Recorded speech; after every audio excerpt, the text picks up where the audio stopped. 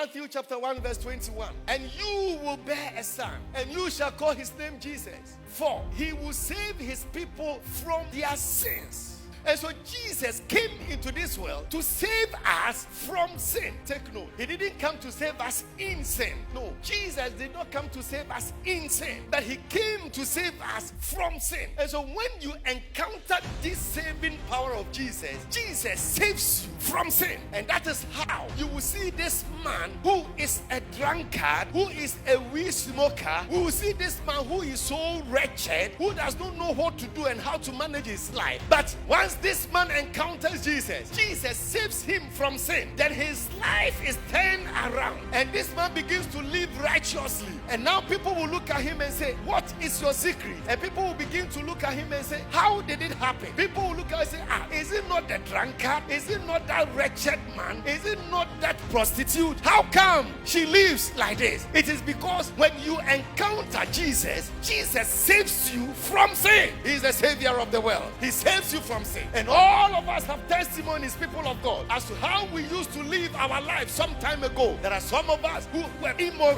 There are some of us who were adulterers. There are some of us who worship idols. There are some of us who were involved in fornication and all kinds of things, corruption and all kinds of things. All kinds of sin could be identified with some of us. But one day we met this man who is not a human being, who is God, whose name is Jesus. Yes, one day we had an encounter with this man who is called Jesus, and when we met him, he touched our lives, turned our lives around, and now you are not a pastor, but people see you and they call you Osofo. You are not Osofo Mami, but people see you, they call you Osofo Mami. Why is it possible? How is this possible? Because Jesus came to save us from sin. He saves us from sin. He doesn't save us in sin, but he saves us from sin.